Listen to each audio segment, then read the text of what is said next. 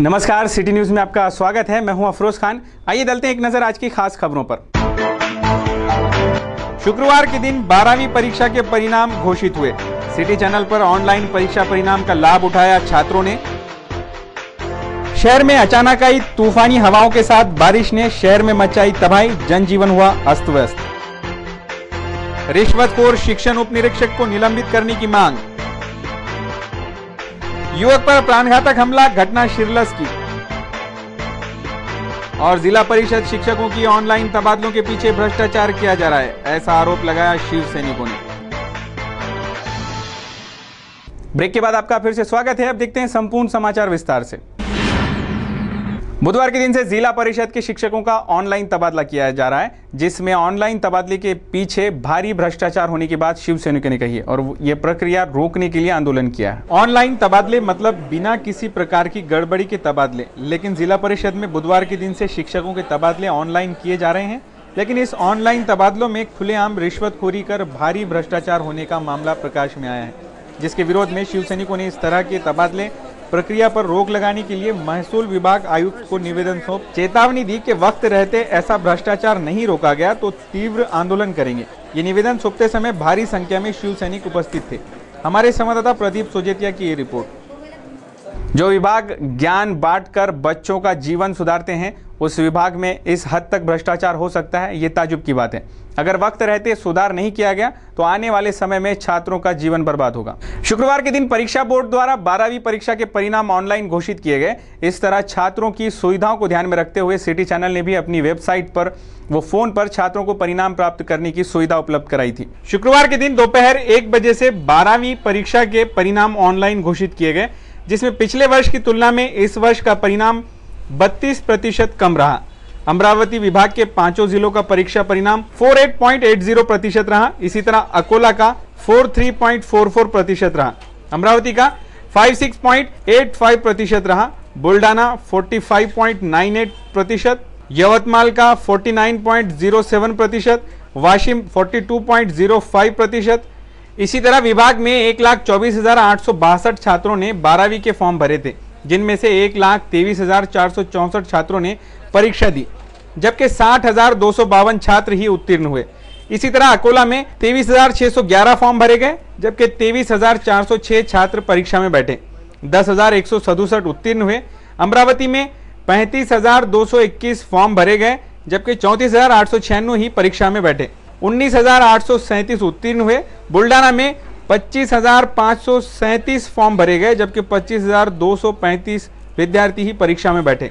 11,602 उत्तीर्ण हुए। यवतमाल में 26,845 फॉर्म भरे गए, जबकि 26,432 परीक्षा में बैठे। 12,971 उत्तीर्ण रहे। वाशिम में 13,448 फॉर्म भरे गए, जबकि 13,459 परीक्षा में बैठे। 5,675 उत्तीर्ण रहे। 5 जिलों में हुए 12वीं की परीक्षा में इस वर्ष भी छात्रों की अपेक्षा छात्राओं ने बाजी मारी। लड़कियां आगे रही, जिसमें लड़कियां 75% उत्तीर्ण हुई, जबकि छात्र मात्र 65% ही कामयाब हो पाए, जिसमें लड़कियां लड़कों से 10% आगे ही रही।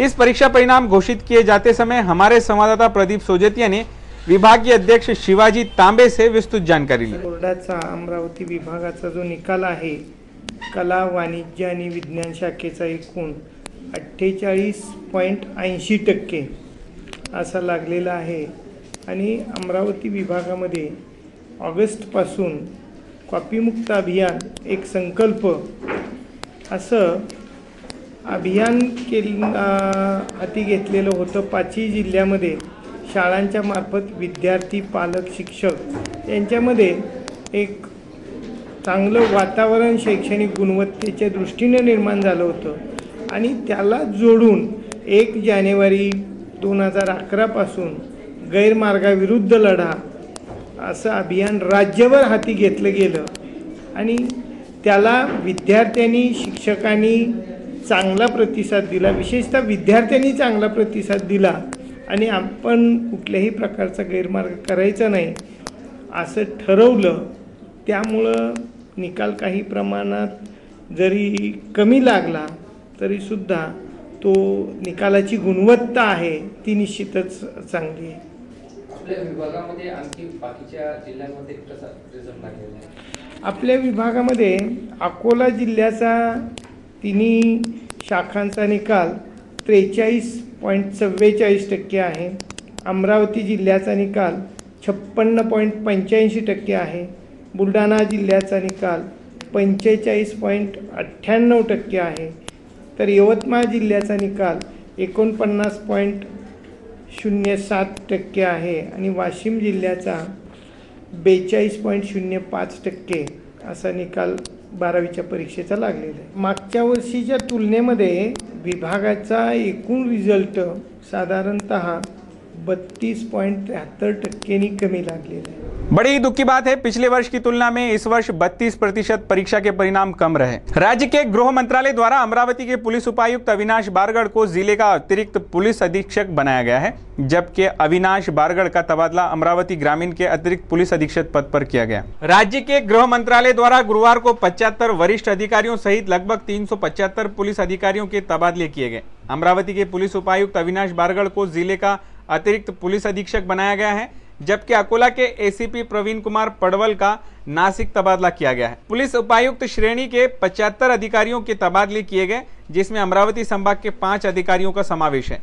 अमरावती पुलिस आयुक्तालय में सीपी का प्रभार संभाल रहे डीसीपी अविनाश बारगड़ का तबादला अमरावती ग्रामीण के अतिरिक्त पुलिस अधीक्षक के रूप में किया गया है, जबकि इस पद पर कार्यरत एएच सालवे की ग्रामीण पुलिस की एसीबी इकाई का अधीक्षक बनाया गया है। मंगलवार की आधी रात में आदिवासियों ने अचानक आसमान में घर घर आवाज करती एक चमकीली चीज देखी।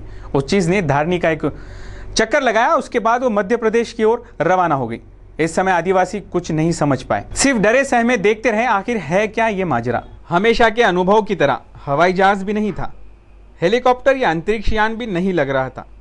एक गोलाकार तश्तरी की तरह का आकार, ये उड़न तश्तरी ही रहने का विश्वास मेलघाट वासियों को हुआ। आधी रात से सभी अपनी नींद त्याग कर उड़न तश्तरी की चर्चा में मशगूल रहे। मंगलवार की रात मध्य रात्रि के बाद कईयों ने अपनी आंखों से उड़न तश्तरी देखने का दावा भी किया। मेलघाट में हमेशा ही चमत्कारिक घटनाओं का बवाल होता है। कई बार अंधश्रद्धा व अफवाहों से भी अटपटी बातें बाहर निकलती हैं। विशेषज्ञों को यकीन के लिए गहराई से जांच करनी होगी। दूनी गांव के शुभम जिराफे नामक छात्र ने उड़न तश्तरी देखने का दावा किया है। शुभम रात में छत पर सोया था। रात 1 से 1:30 बजे के दौरान आकाश में घर्र घर्र की आवाज सुनाई दी। शुरुआत में हेलीकॉप्टर रहने का आभास हुआ। जब तश्तरी का आकार सामने आया तो आश्चर्य हुआ। तश्तरी से निकलने वाला प्रकाश आंख में चुभने वाला था। इस घटना से शुभम थोड़ा घबराया। उड़न तश्तरी एमपी की ओर उड़ गई। बुधवार गुरुवार को इस घटना की चर्चा जगह जगह चल रही थी। 1978 में भी मेलघाट में उड़न तश्तरी दिखाई देने का दावा किया गया था।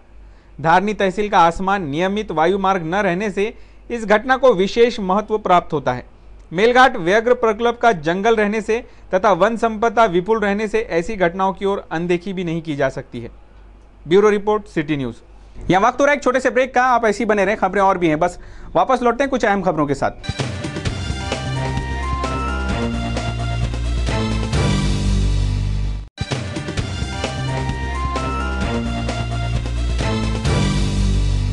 सिटी न्यूज में फिर से आपका स्वागत है। अब देखते हैं शहर का आईना एवं विस्तृत समाचार। स्थानीय फर्शी स्टॉप स्थित आनंद जिम में 25 मई को महाराष्ट्र राज्य कुश्ती एसोसिएशन अंतर्गत अमरावती जिला एम्यूचर आर्म रोलिंग संघ का चयन किया गया। स्थानीय फर्शी स्टॉप स्थित आनंद जिम में 25 मई को पंजा कुश्ती चयन की शुरुआत की गई, जिसमें पंजा कुश्ती जूनियर व सीनियर संघ का चयन किया गया। इस अवसर पर राजू महल्ले, प्राध्यापक बड़गुजर, प्राध्यापक मनोज जाधव, अकोला के पंचनारायण बतुले सहित आदि उपस्थित थे। कार्यक्रम के अवसर पर उपस्थित मान्यवरों को पुष्पगुच्छ देकर स्वागत किया गया। जूनियर, सीनियर व मास्टर्स गुटों में 150 लड़के लड़कियों ने सहभाग लिया। चयन प्रक्रिया में जूनियर, सीनियर व मास्टर्स गुटों में 83 स्पर्धकों का चयन किया गया, जिसमें अमरावती संघ घोषित किया गया। Bureau report, city news. उजड़ गई। गौरक्षण प्रांगण में चल रहे सत्संग का मजा किरकिरा तब हो गया जब तूफानी हवा ने पूरा पंडाल ही पलटा दिया। सत्संग का रसपान कर रहे भक्त अचानक आए तूफान से इधर उधर भागने लगे। कुल मिलाकर शहर का मंजर कयामत के बाद आई तबाही की तरह रहा। लोग इधर उधर अपनी जान बचाने के लिए भागते नजर आए। शहर में लगे बड़े बड़े होर्डिंग जमीन पर गिर पड़े। झोपड़पट्टियों में कई झोपड़े तबाह हो गए। मकानों की दीवारें ढह गई। ऐसा लग रहा था मानो यही आखिरी तबाही, जैसे दुनिया इसी तूफान में खत्म हो रही है। ऐसा प्रतीत हो रहा था कि दुनिया के अंत की भविष्यवाणी सफल हो रही है। ऊपर से शहर की बिजली गुल होने से पूरा शहर अंधकारमय हो गया। यही थी दुनिया तबाही की एक झलक। Bureau report, city news.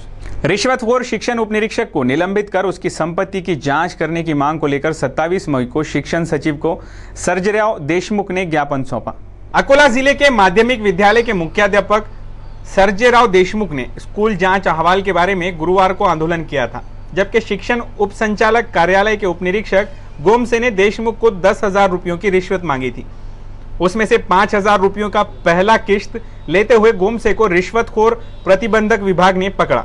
30 अप्रैल को गोमसे पर अपराध दर्ज किया गया, जिसके चलते शिक्षण विभाग ने गोमसे पर अपराध दर्ज करने पर उन्हें निलंबित करना था, लेकिन अब तक ऐसी कार्रवाई नहीं की गई, जिसके चलते शिक्षण विभाग ने इस समस्या पर ध्यान देने के लिए गुरुवार को आयुक्त कार्यालय पर संबक बजाई गई, लेकिन अब तक इस अपराध पर कार्रवाई नहीं की गई, जिसके चलते रिश्वतखोर गोमसे पर तुरंत कार्रवाई करके उन्हें निलंबित किया जाए। इस मांग को लेकर सर्जेराव देशमुख ने 27 मई को शिक्षण सचिव को ज्ञापन सौंपा। हमारे संवाददाता निशांत ओगले ने इस विषय पर जानकारी ली। शिक्षण उपनिरीक्षक श्री गोमाशे साहेब यांना शासनाने अजूनपर्यंत निलंबित न केल्यामुळं काल मी स्वतः आणि इतर मंडळी आमच्या शाळेचा स्टाफ वगैरे यांनी जागरण गोंधळ आंदोलन आयुक्त कार्यालयाच्या समोर केलं आणि त्यांचं निवेदन आज मलिक साहेब शिक्षण सचिव यांना देण्यात आलं। या निवेदनामध्ये आम्ही असं म्हटलेलं आहे की त्यांनी इतके वर्ष जी काही अवैध मालमत्ता गोळा केली ही संपूर्ण भ्रष्टाचारातून गोळा झालेली आहे,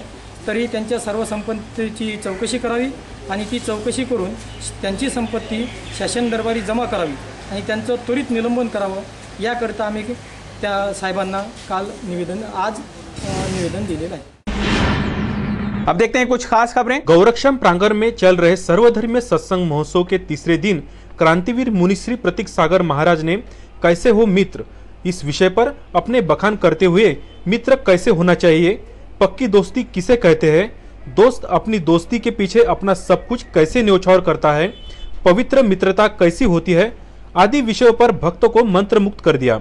आज के प्रवचन में हजारों की संख्या में भक्तों ने अपनी उपस्थिति दर्शाई। इस सत्संग महोत्सव का प्रसारण आप सिटी चैनल पर सुबह 7 बजे व शाम 5 बजे देख सकते हैं। आज के सत्संग में मनपा के महापौर एडवोकेट किशोर शेड़के ने भी अपनी उपस्थिति दर्शाई। इस कार्यक्रम में शामिल होने आए दिल्ली के 2 युवकों के हाथों मुनिश्री प्रतीक सागर महाराज द्वारा लिखित अपने जीवन चरित्र पर आधारित पुस्तक जीवन के दर्पण का भी विमोचन किया गया।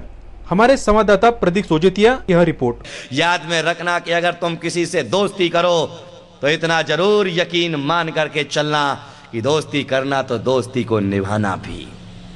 नारायण श्री कृष्ण की तरह नारायण को जैसे ही पता लगा कि सुदामा आया है, वह दौड़ करके जाते हैं और जैसे ही सुदामा को देखते हैं अपनी बाहें फैला करके सुदामा को अपने गले लगा लेते हैं और झरझर उनकी आंखों से अश्रु की धारा बहने लगती है और अश्रु की धारा के साथ में नारायण उसे लेकर के आते हैं, सुदामा को सोने के सिंहासन पर बिठाते हैं और नीचे बैठ करके उसकी पगतली को देखते हैं तो उनके पैरों में कांटे लगे हुए थे। एक एक कांटे निकालते हैं और टप टप नारायण की आंखों से आंसू टपकते हैं और इतने आंसू निकलते हैं कि सुदामा के चरणों का प्रक्षालन तक हो जाता है। क्या है तुम्हारे पास में ऐसी मित्रता? क्या तुम ऐसे मित्र साबित हो पाते हो कभी जिंदगी में? क्योंकि ध्यान में रखना कि कहने को तुम अपने आप को से कहते हो कि ये हमारा बेस्ट फ्रेंड है, बेस्ट दोस्त है मेरा, इसे हर मन की बात मालूम होती है, लेकिन कब तक तुम्हारा वह बेस्ट फ्रेंड रहता है? जब तक तुम्हारा स्वार्थ चलता है। ध्यान में रखना कि नारायण ने उसे अपने से छोटा नहीं समझा, अपने से बराबर का समझा। इसलिए दोस्ती करे तो इतना जरूर जिंदगी में नियम बना करके जिए, इतना जरूर जिंदगी में सिद्धांत बना करके जिए, जिंदगी में इतना जरूर आधार बना करके जिए कि हम दोस्ती करेंगे तो दोस्त को अपना बस बराबर का बना करके जिएंगे। याद में रखना कि दोस्त का जब सुख का समय आए तो उसके पीछे चलना और जब दुख का समय आए तो सबसे आगे उसके आकर के खड़े हो जाना, वह दोस्ती निभाने का सबसे अच्छा तरीका है। लेकिन एक बात ध्यान में रखना, दुश्मन बना लेना कैसा भी, लेकिन दोस्त सोच और समझ करके बनाना। हर किसी को दोस्त मत बना लेना, तुम तो 2 घंटे मिले हुए होते हैं, तुम दोस्त बना लेते हो उसे। याद में रखना कि मैं आपसे निवेदन करना चाहूँगा, जिस तरह से एक माँ बाप लड़की का विवाह करने के पहले जितना ध्यान रखते हैं, ये लड़की का जब आपको विवाह करना होता है तो आप उनका खानदान देखते हो, उनका उठना और बैठना देखते हो, उनका जीवन देखते हो, तो उतना ही ध्यान तुम्हें अपने दोस्त बनाते समय रखना चाहिए जिसे तुम दोस्त बनाने के लिए जा रहे हो। जितना ख्याल लड़की का विवाह करते समय रखा जाता है, उतना ही ध्यान हमें दोस्त बनाते समय रखना चाहिए। शिरखेड़ पुलिस थाना अंतर्गत आने वाले शिरलस गांव के निवासी देवेंद्र चौधरी पर वहीं के निवासी ज्ञानेश्वर भल्लावी, ताराचंद भल्लावी तथा भावराव भल्लावी पर चाकू, तलवार, कुल्हाड़ी से जानलेवा हमला कर दिया गया, जिसमें घायल देवेंद्र चौधरी को उपचार के लिए जिला सामान्य अस्पताल में भर्ती कराया गया। बताया गया कि घायल सामाजिक कार्यकर्ता है जिसने शराबबंदी जैसी मुहिम चलाई थी, जिससे नाराज आरोपियों ने जानलेवा हमला किया था। फिलहाल घायल खतरे से बाहर बताया जा रहा है। इस विषय पर हमारे संवाददाता निशांत ओगले ने घायल से विस्तृत जानकारी ली। शेतात जात असताना तिथं जुन्या जो कोंडवाळा होता तिथंच आम्ही ग्रामसभेचा ठराव घेतला आहे, तर तिथंच जुन्या जागेवरच ह्या कोंडवाळ्या करण्यात आहे अशी चर्चा गेलो असता त्याच्या भावाने मला सरपंचाच्या भावाने येऊन डायरेक्ट कुऱ्हाड मारली आणि मला बेहोश करून तिघाही भावाने मारली। आइए डालते एक नजर आज के मौसम के हाल पर। शुक्रवार को मौसम ने अचानक करवट ली, शहर में पारा एकदम से लुढ़क गया। तेज हवाओं के साथ जोरदार बारिश ने शहर में मौसम को तो ठंडा किया, लेकिन काफी जगह पे इससे नुकसान हुआ। शहर का अधिकतम तापमान 38 डिग्री सेल्सियस तक रहा, जबकि न्यूनतम तापमान 30 डिग्री सेल्सियस तक रहा और भारी बारिश ने शहर में मौसम को ठंडा जरूर कर दिया। शनिवार को भी मौसम का हाल इसी तरीके से रहने की संभावना है और शहर का आसमान बादलों से घिरा रहेगा, जबकि अधिकतम तापमान 38 डिग्री सेल्सियस तक रहेगा और न्यूनतम तापमान 30 डिग्री सेल्सियस तक। इस बारिश के कारण शहर की ह्यूमिडिटी का परसेंटेज एकदम से बढ़ जाएगा, जिससे लोगों को भारी परेशानी हो सकती है। ये थे अब तक के समाचार। एक बार फिर से नजर डालते हैं आज की खास खबरों पर। शुक्रवार के दिन 12वीं परीक्षा के परिणाम घोषित हुए। सिटी चैनल पर ऑनलाइन परीक्षा परिणाम का लाभ उठाया छात्रों ने। शहर में अचानक आई तूफानी हवाओं के साथ बारिश ने शहर में मचाई तबाही, जनजीवन हुआ अस्त व्यस्त। रिश्वतखोर शिक्षण उप निरीक्षक को निलंबित करने की मांग। युवक पर प्राणघातक हमला, घटना शिरलस की। और जिला परिषद शिक्षकों की ऑनलाइन तबादलों के पीछे भ्रष्टाचार किया जा रहा है, ऐसा आरोप लगाया शिव सैनिकों ने। सिटी न्यूज के बारे में आप अपने सुझाव एवं विचार हमें भेज सकते हैं हमारे इस पते पर। हमारा पता है सिटी न्यूज कार्यालय, धनराज लाइन, सक्कर 7, अमरावती। हमारा फोन नंबर है 25638333। इस समाचार के माध्यम से हम आपको देते रहेंगे शहर की तरोताजा खबरें। सिर्फ देखते रहिए सिटी न्यूज चैनल। देश और दुनिया की खबरों को देखने के लिए आप लॉग ऑन कर सकते हैं www.citynews.net.in पर। इन समाचारों में बस इतना ही। मुझे दीजिए इजाजत।